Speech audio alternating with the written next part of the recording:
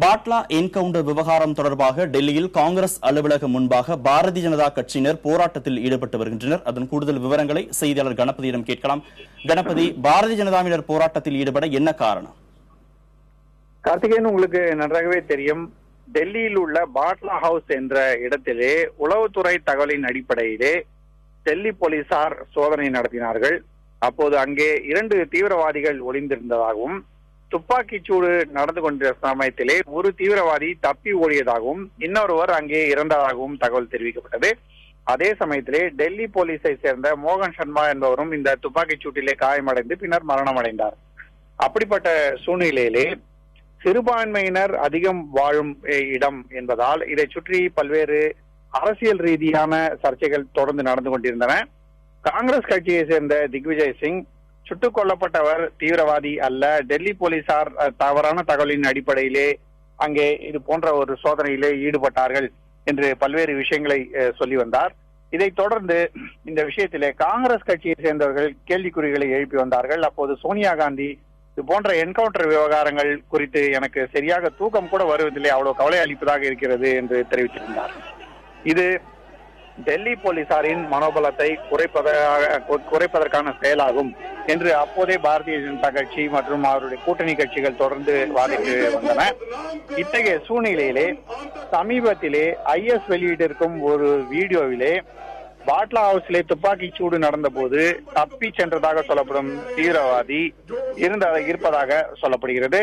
அவர்தான் இன்று உறுதி செய்யப்பட்டிருப்பது காரணமாக தற்போது பாரதிய ஜனதா கட்சியை சேர்ந்தவர்கள் அவர்கள் தீவிரவாதிகள் தான் என்பது உறுதியாகிவிட்டது. தீவிரவாதி என்பதால் தான் அதில் ஒருவர் தற்போது IS வீடியோவிலே இருக்கிறார். ஆகவே இந்த விஷயத்திலே காங்கிரஸ் தவறான தகவல்களை பரப்பியதற்காக மன்னிப்பு கேட்க வேண்டும்.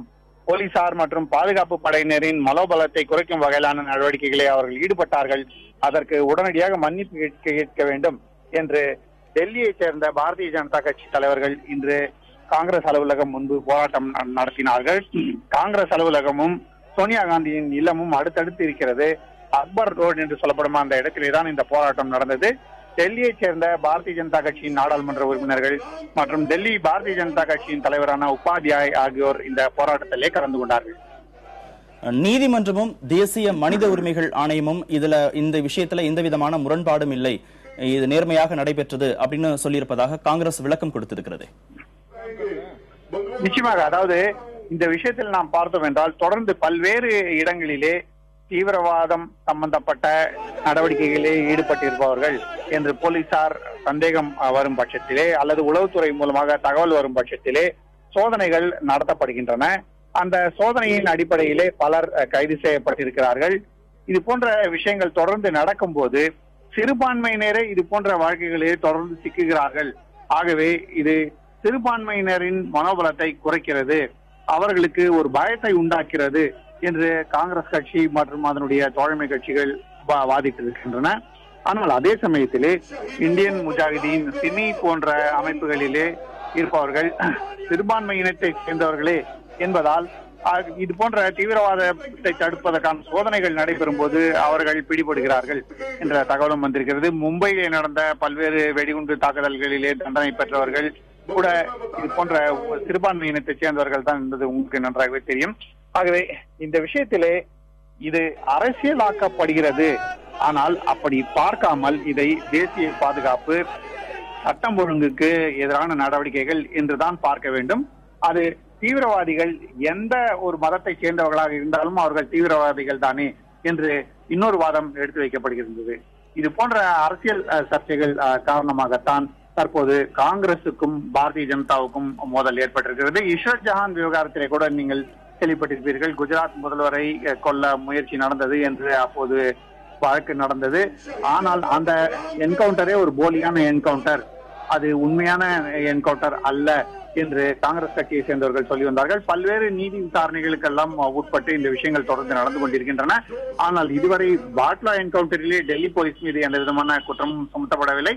அதே போலவே இஷ்ரத் ஜஹான் போன்ற விவகாரங்களிலும் அப்போது போலீஸ் அதிகாரிகள் சில பேர் கைது செய்யப்பட்டு விசாரணை நடைபெற்று பல்வேறு நடவடிக்கைகள் எடுக்கப்பட்டாலும் இறுதியாக தற்போது அவர் தீவிரவாத செயலிலே ஈடுபட்டவர் தான் என்பது பாகிஸ்தானில் இருந்து வெளிவந்திருக்கும் தீவிரவாத தகவல்கள் மூலமாகத்தான் தெரிய வந்திருக்கிறது. கார்த்திகேயன், பாட்லா என்கவுண்டர் விவகாரம் தொடர்பாக நீதிமன்ற விசாரணை வேணும் அப்படின்னு காங்கிரஸ் தரப்புல கோரிக்கை விடுக்கப்பட்டிருக்கிறது. அதற்கான வாய்ப்புகள் இருக்கிறதா, சாத்தியக்கூறுகள் இருக்கிறதா?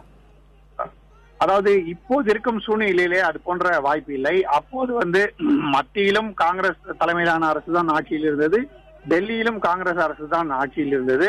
டெல்லி போலீஸ் அப்போது காங்கிரஸ் ஆட்சியின் கட்டுப்பாட்டிலே தான் இருந்தது.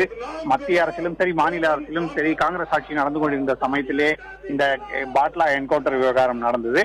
அந்த சமயத்திலே இல்லாமல் இப்போது அது போன்ற ஒரு விசாரணை நடத்துவதற்கான வாய்ப்பு எதுவும் இருப்பதாக தெரியவில்லை. ஒருவேளை நீதிமன்றத்திலே வழக்குகள் ஏதேனும் தொடரப்பட்டால், நீதிமன்றம் உத்தரவிட்டால் மட்டுமே அது போன்ற விசாரணை நடப்பதற்கான வாய்ப்பு இருக்கிறது.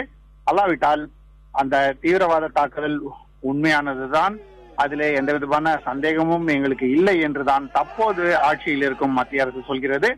ஆம் ஆத்மி கட்சியை பொறுத்தவரை அவர்கள் இந்த விஷயத்திலே எந்த விதமான ஒரு மாறான நிலைப்பாட்டையும் இப்போது எடுக்கப் போவதாக தெரியவில்லை. அதே சமயத்திலே டெல்லி போலீஸ் மத்திய அரசின் கட்டுப்பாட்டிலே இருப்பதால் மத்திய அரசு எந்த விதமான விசாரணைக்கும் தற்போது உத்தரவிடுவதற்கான வாய்ப்பு இருப்பதாக தெரியவில்லை. கார்த்திகேயன்.